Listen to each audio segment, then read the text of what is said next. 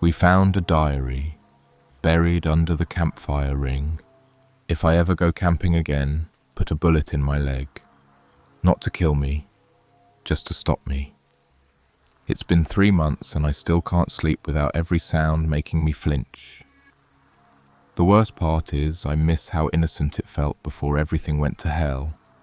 Just sitting around the fire, passing a joint, laughing at stupid inside jokes. That first night, it felt like exactly what we needed. We were 6 hours deep into the Cascades. No signal, no light pollution, just woods that swallowed everything. Cold air, cheap whiskey, and that buzzing feeling that nobody in the world knows where you are. That's exactly what made it perfect, and exactly what made it easy. It was me, Nate, and Liv. We weren't hardcore backpackers or anything, just weekend campers who shopped at REI like we knew what we were doing. Nate's the kind of guy who watches one survival video and suddenly he's Bear Grylls. Liv was his girlfriend, kind of a hippie, always barefoot, always carrying Palo Santo. We brought a Costco tent, a Yeti cooler full of White Claws, and pre-marinated Trader Joe's shit, and zero preparation for what actually happened. We hiked out to a spot Nate found on all trails. It wasn't even an official trail, just a string of pins someone had posted on a forum. You park off an old forest road, hike 3 miles down through the evergreens, and you hit a small clearing next to a shallow stream. It was isolated enough to feel like the world ended there. We saw maybe 2 other people on the hike in. One guy coming out, hood up, didn't say a word. The other was a solo woman who nodded but never smiled, just trudged past us with this glazed, tired look like she hadn't slept in days. That should have been the first red flag. We got there just before sundown. Nate started the fire, Liv laid out the sleeping bags, and I walked down to the water with a flask and a Bluetooth speaker playing some old Arctic Monkeys. The air smelled like pine needles and wet moss, and for a second, I really believed nothing bad could happen here. The kind of peace that makes you drop your guard. I still remember the first time it felt off. We had just finished dinner, freeze-dried pad thai and s'mores. The fire was dying down, and Liv was rolling a joint when Nate pointed to a stack of stones near the tree line. "Was that there earlier?" he asked. I hadn't noticed it. It was maybe 10 feet from the tent.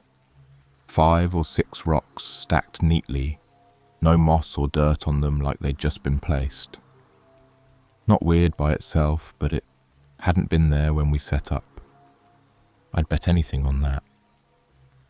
Probably some hiker's weird art project, Liv shrugged, lighting the joint. I wanted to believe that. I really did. But something about how the rocks were stacked. It wasn't random. The way they leaned, just slightly off-center, like a crooked little totem. I got up to knock it over. Just a dumb impulse, I don't even know why. But Nate grabbed my wrist. "Don't. You don't fuck with shit like that out here." He was half joking, but his grip was firm. Too firm. That night I couldn't sleep. Liv and Nate passed out fast, tangled up in their mummy bags, snoring softly. I laid there, staring at the roof of the tent, listening to the trees groan in the wind. I kept hearing things outside, crunches, soft snaps, like footsteps circling the camp. I told myself it was just animals. A deer, maybe a raccoon. Nothing that would care about us. But then, at maybe 2 or 3 a.m., something tapped the tent wall. Not brushed it, not scratched. Tapped, deliberate, slow, like someone with one knuckle just pressing, waiting. I held my breath, listened, Nothing. And then, again, tap, tap, tap. I whispered Nate's name. No response. Tried again, louder. He mumbled something and rolled over. I didn't want to unzip the tent. I didn't want to look. I just laid there until the sun bled through the trees and the tapping stopped. When we got out in the morning, everything looked normal. But the fire pit, the ring of rocks we'd made the night before, one was missing. We laughed it off. Nate said maybe a raccoon kicked it or some shit. But Liv looked uneasy. She didn't say anything until we were eating breakfast. "I had a dream last night," she said, voice quiet. "Someone was crouching outside the tent, just watching." Nate chuckled. "Yeah, I dreamt I was being chased by a bear with your face." She didn't laugh. That afternoon we decided to stay another night. I wish to God we hadn't. We should have packed up and left right then. Something was already happening. We just didn't want to admit it. We were too busy pretending we were safe. We spent the day hiking upstream, took photos, made dumb TikToks we never posted. At some point I looked back at our campsite from a ridge above it. Something weird clicked. There were footprints, not ours, deep ones, big ones, leading toward our tent, but none leading away. When I pointed it out, Nate squinted down at them, shrugged, and said maybe they were from the woman we passed yesterday. "She was going the other direction," I said. He didn't answer. That night, everything fell apart. But I'll tell you about that in the next part, if you really want to hear it. You ever have a moment where the woods go quiet? Like dead quiet? No wind, no insects, no rustling trees, no bird calls. Just pure fucking silence, so thick it makes your ears ring. That's how the second night started. We were all sitting around the fire again. It was a little colder and the fire wouldn't catch right.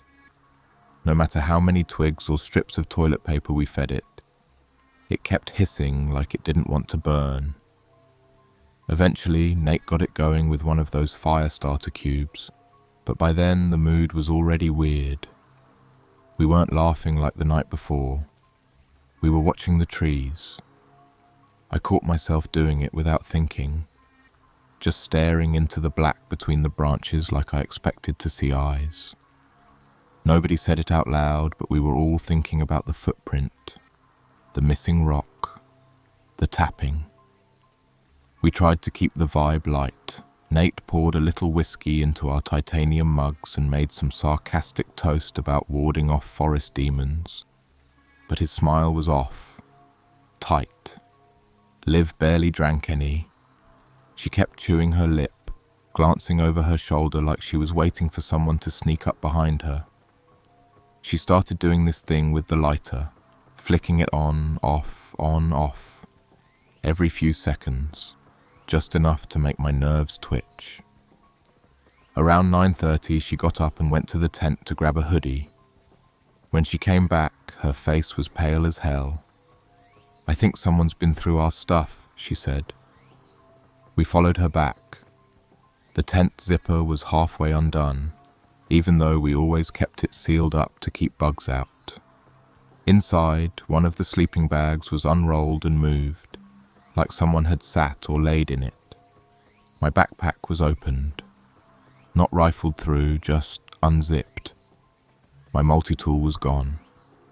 The blade part was cheap Walmart steel, but still, it was sharp. "What the fuck?" Nate muttered, crouching inside. "Liv, are you sure you didn't? I didn't touch any of this." We stood there. 3 people suddenly very aware of how alone we were. No other camps around, no cell service, just us and a patch of black forest for miles. "Okay," I said. "Let's think. Maybe it was an animal." Nate looked at me. What animal unzips a backpack and doesn't touch the food? He pointed at the trail mix and beef jerky in the corner, untouched. Even the Cliff Bars were still stacked, neatly. Someone was in here, Liv said. Someone sat here. I looked again. She was right. The indent in the sleeping bag was shaped like a person, knees pulled up, like they'd been crouching in the dark, maybe listening to us, just sitting there. We stayed close to the fire for the next hour. Nobody wanted to sleep. We didn't even want to talk. We just sat there, huddled, sipping lukewarm beer and turning our heads at every sound. At one point, I swear I heard whispering. Not words, just a broken murmur, like someone breathing with intention, like they wanted to be heard. At midnight, Liv started crying quietly. I tried to act like I didn't notice. Nate was sharpening a stick with a knife he'd brought, eyes locked on the woods like he was trying to make them blink first. Then we heard it. Crunch. Not a branch snapping. Footsteps. Deliberate. Heavy. Close. Maybe 20 feet behind us, somewhere in the trees. I turned and scanned with my headlamp, heart hammering so hard it made my teeth ache. Nothing. We waited. Another step. Closer. I aimed the light again, higher this time, and I saw it. Just for a split second. A person. At the edge of the light. They were standing still. No movement, no reaction. Just watching. Half behind a tree. Hoodie pulled up, face shadowed, hands down by their sides like they didn't care if we saw them. I couldn't tell if it was a man or a woman. I didn't say anything. I couldn't. My mouth just stopped working. Then Nate saw them too. I felt him stand beside me slowly, holding that carved stick like a spear. The person stepped back and disappeared. I don't even remember what we said after that. I think we just panicked. All of us grabbed what we could and huddled inside the tent. Not because it was safe, but because it was the only thing we could close. Nate held the zipper from inside with both hands. Liv was shaking and mumbling something over and over. I think it was, "This isn't happening." At some point I must have blacked out. Stress sleep or fear or something. When I woke up, it was still dark. I checked my phone, 3:17 a.m. Everyone else was asleep, breathing heavy, curled tight. I had to piss, but I didn't want to go outside. So I held it, kept listening. Nothing but the wind. Then, thump, right next to the tent. I froze. I couldn't breathe. Thump, again, like someone had dropped something heavy, or buried something. Then it stopped. Nothing but silence again. Morning came too slow. When the light finally cracked through the trees, we practically ran out of the tent. And that's when we saw it. Right next to the fire pit where we'd been sitting all night. Someone had dug into the ground. The dirt was fresh, loose, packed into a small rectangular hole, and inside it was something wrapped in an old trash bag tied with twine. We didn't want to open it, but we had to. Nate pulled it apart with his pocket knife. Inside was a notebook, a filthy, torn, water-damaged diary, and the first line written in shaky pen was, "If you're reading this, it means they watched you too." We should have left right then, not packed, not folded the tent, not even grabbed our gear, just ran. But we didn't.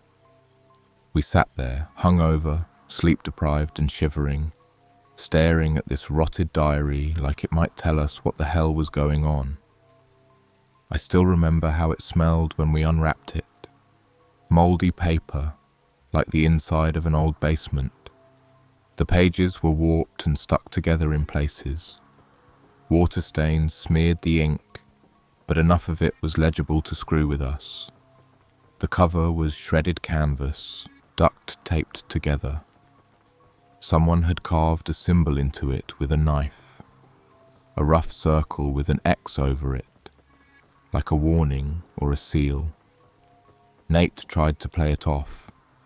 He muttered something like, probably some crazy hiker shit, and started flipping through, but his hands were shaking.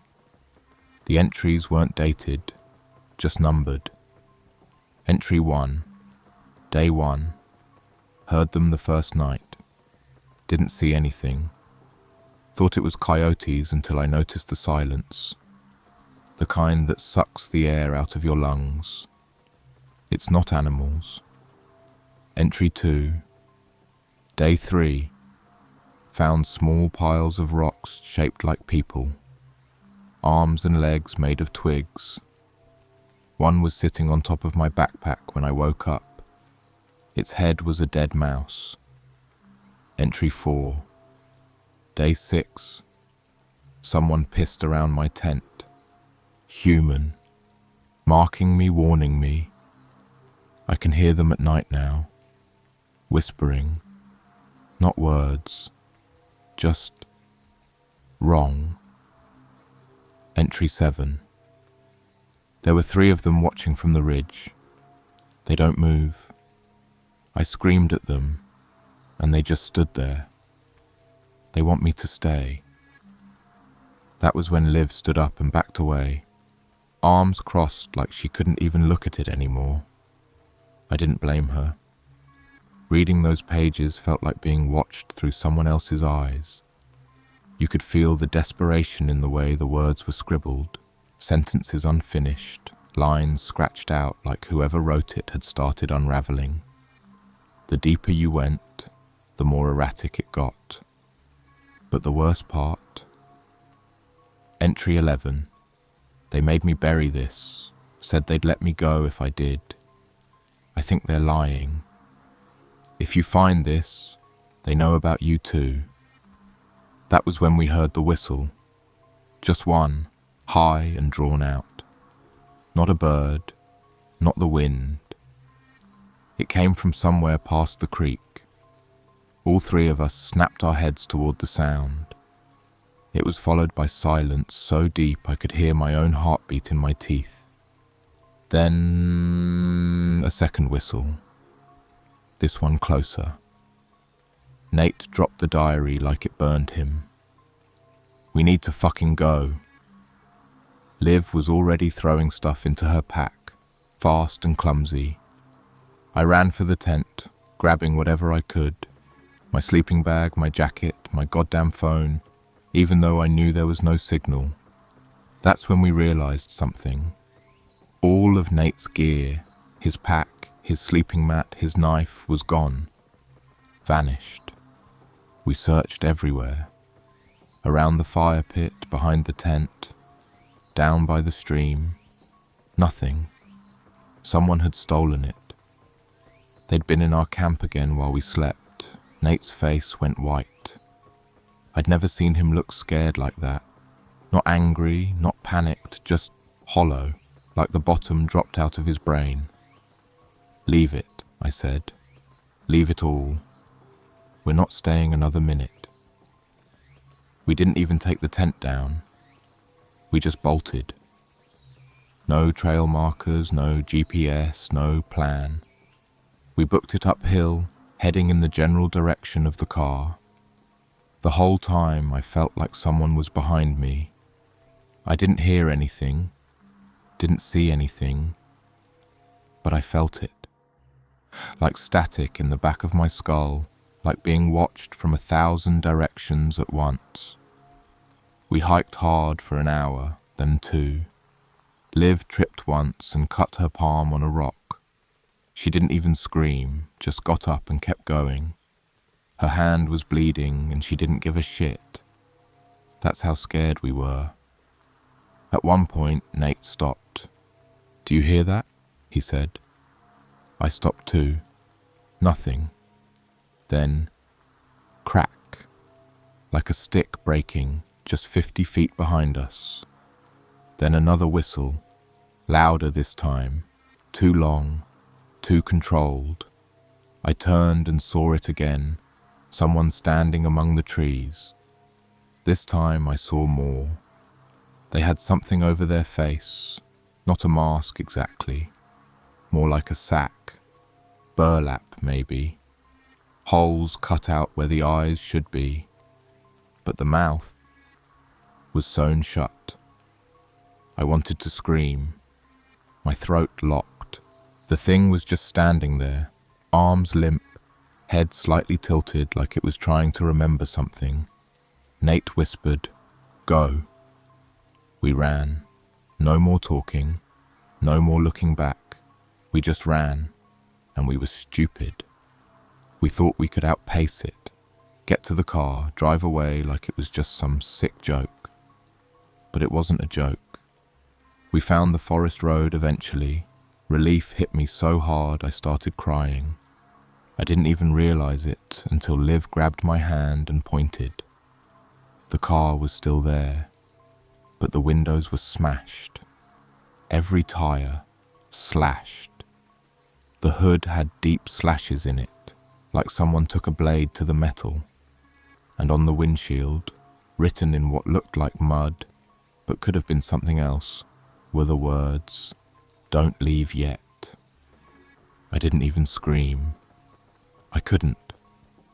My body just shut down. I stood there, staring at the windshield like the words would vanish if I looked away. Like maybe they weren't real. Nate reached out and touched the lettering, rubbed his fingers together, and just stared at his hand. It wasn't mud. It was sticky, dark, streaked with bits of fur or hair. Liv made a sound, some mix between a gasp and a sob. She sank to her knees beside the busted car door and started repeating, "No, no, no, no," under her breath like a prayer she didn't believe in. Everything about the car was trashed. Front grille dented, rear view mirrors snapped off. The battery casing had been ripped open, like someone had taken a crowbar to it. There was a smell coming from inside the cab, piss, sharp and acrid. And something else. Something sour, like meat left out too long. In the passenger seat, laid perfectly flat and centered on the cushion, was one of those twig dolls. Same kind as the ones mentioned in the diary. Only this one had our name scratched into it. Tiny shreds of fabric tied to each limb. My flannel. Nate's bandana.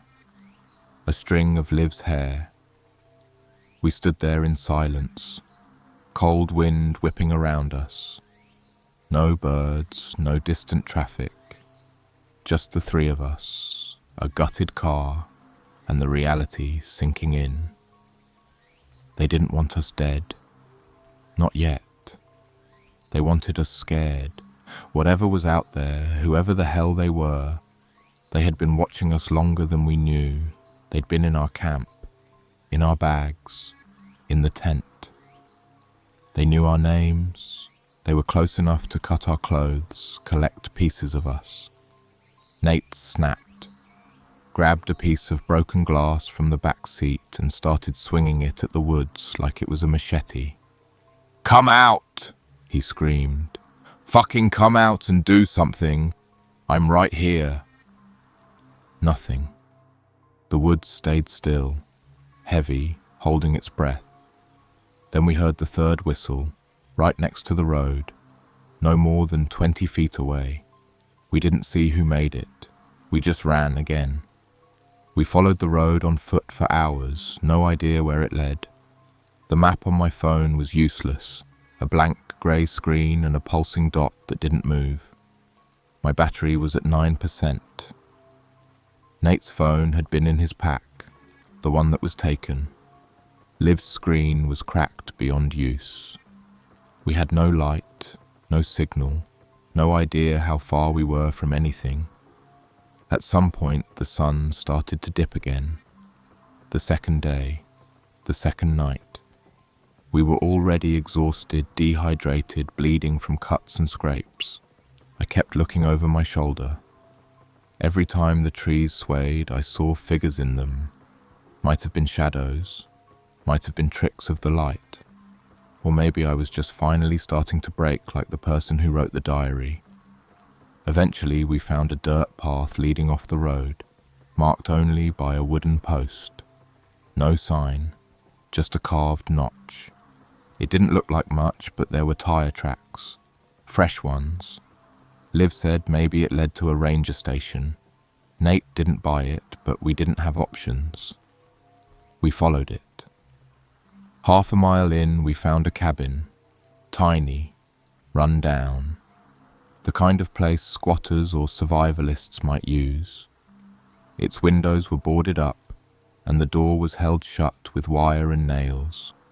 No lights, no smoke from the chimney, just a sun-bleached welcome mat that said "Be kind" in faded cursive. We approached slowly, like it might bite.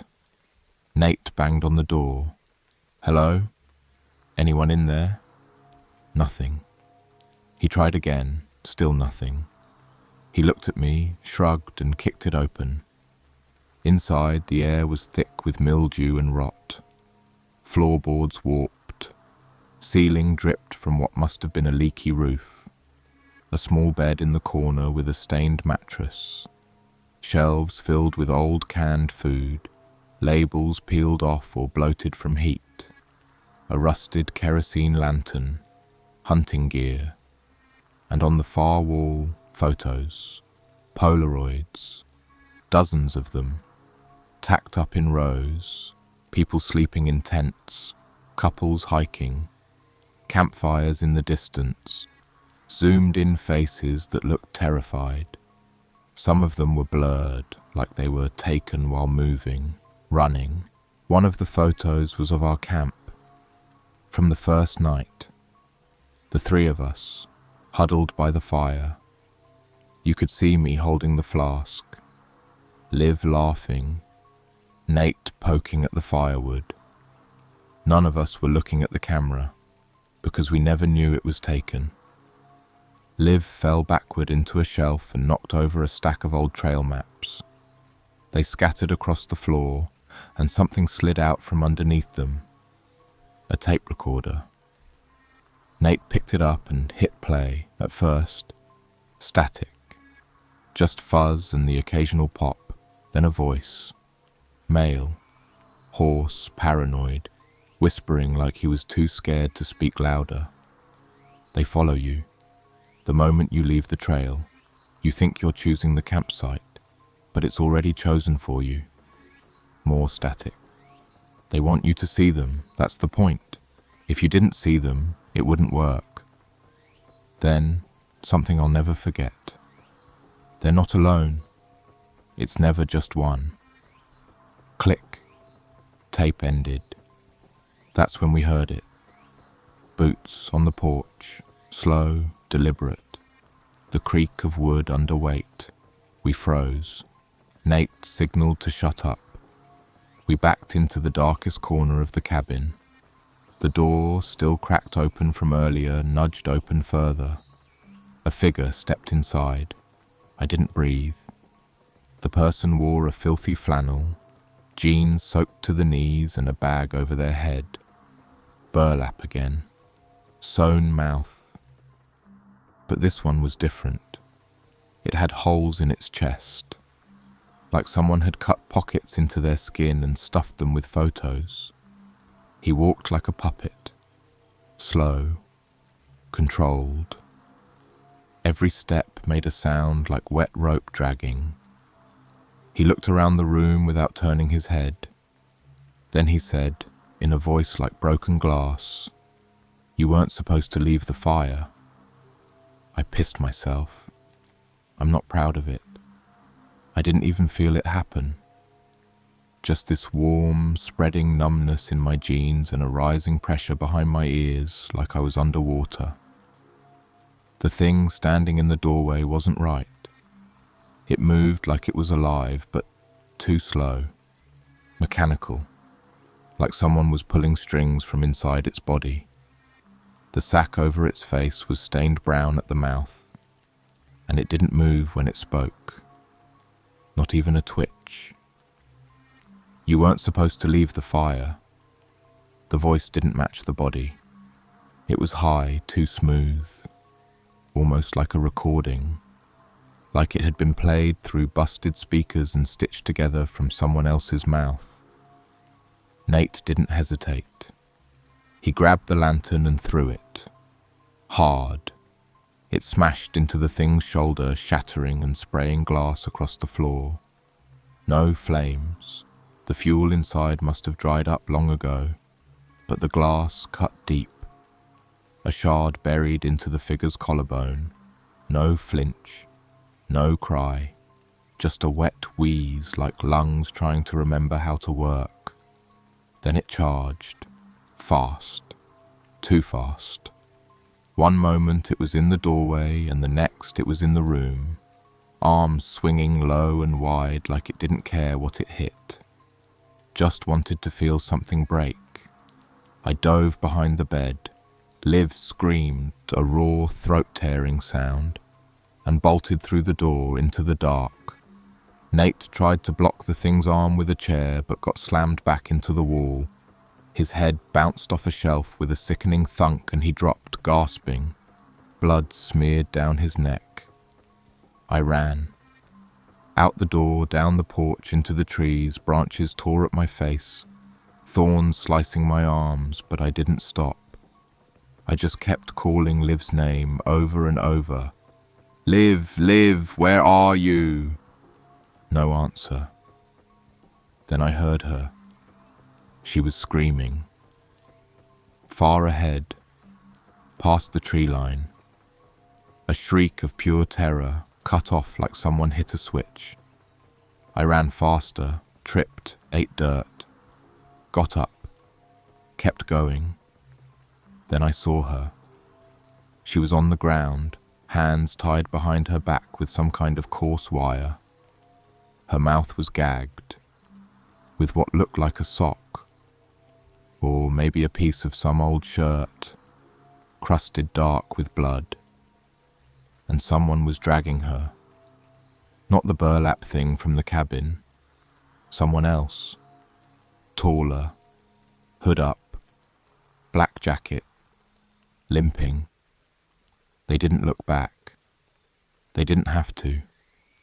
I lunged, screaming her name, and tackled the bastard. We hit the ground hard. I smelled earth, rot, copper. He was strong, stronger than I expected, but not trained, just wild. I scrambled for a rock and swung over and over until he stopped moving. Blood soaked into the dirt. I cut Liv free. Her wrists were torn raw and she couldn't even speak, just clung to me like a dying animal. That's when I saw it. A camera, laying in the brush, still recording. The red light blinked, tiny, blinking like a heartbeat.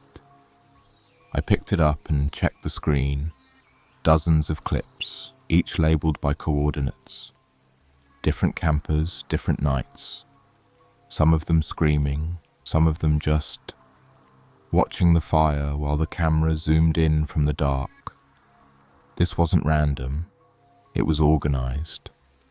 This whole area, the campsite, the fake trail, the road. It was a trap, a loop, a hunting ground. And the thing in the sack wasn't the only one.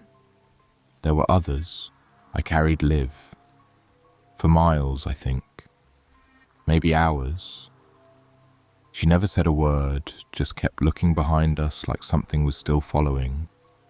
Eventually we saw headlights. A truck, old, mud-streaked, parked by a service gate with a rusted padlock hanging open. I screamed until my voice cracked. The driver opened the door and stepped out. He was a ranger or something close. Dark green coat, utility belt, flashlight. Looked about 60. Tired eyes. He looked us up and down. "What trail did you come in on?" he asked. I told him everything. The fake trail, the attacks, the diary, the thing in the cabin, the camera. He listened. Quiet. Too quiet. Then he said, "You weren't supposed to find that cabin." I froze. Liv gripped my arm tighter. The man sighed, like he was carrying something too heavy. "Come on, I'll drive you out. You didn't see anything."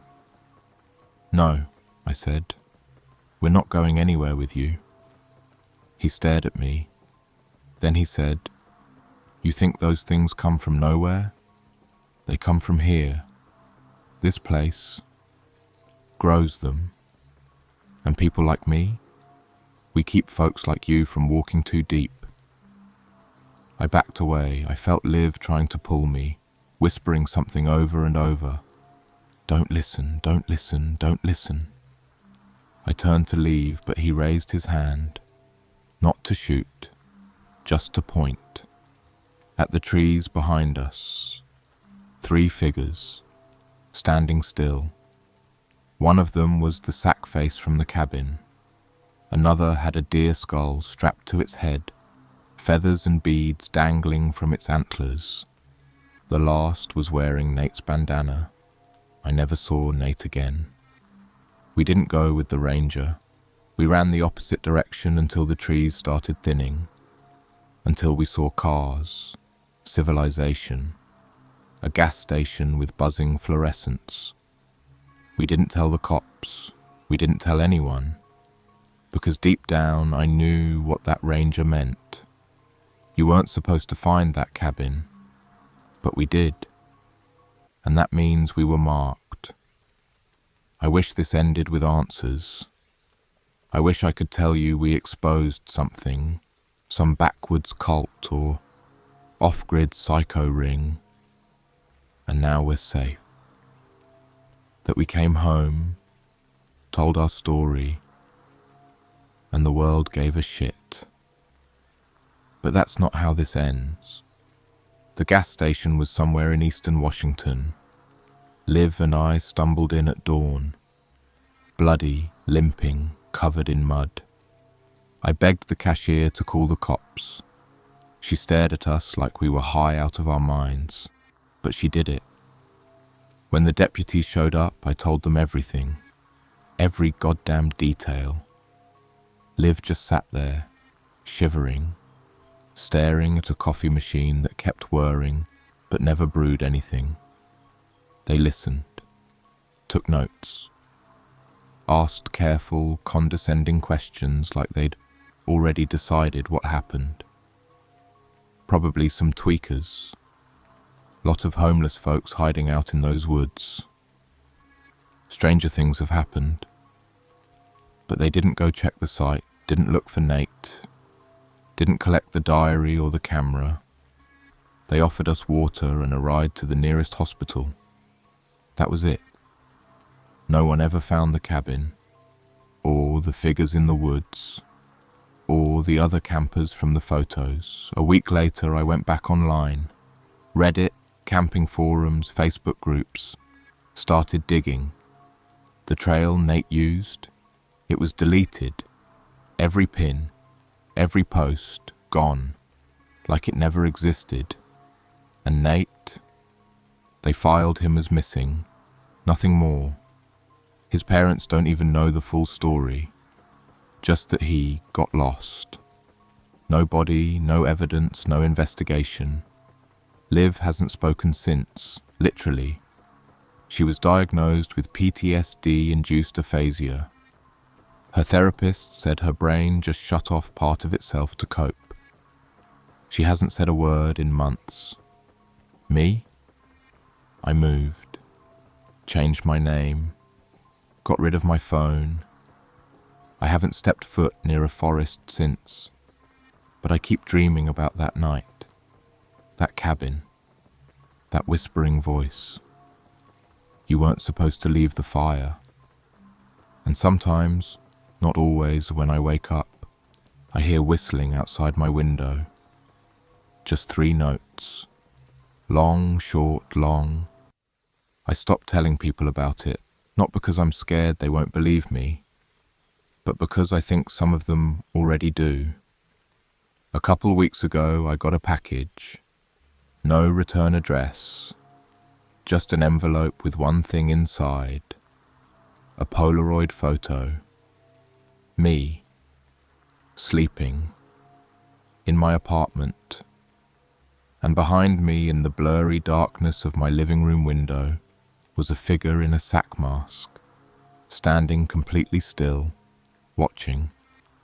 So if you ever go camping, deep camping, the kind that's off-map, off-grid, out past cell range, and you see a ring of stones that feels too perfect, or hear whistles with no source. If you wake up and your bag's been moved or your tent unzipped, if you find a diary buried under your fire pit, leave it. Don't read it. Don't stay another night. Don't turn your back on the trees. And whatever you do, don't leave the fire.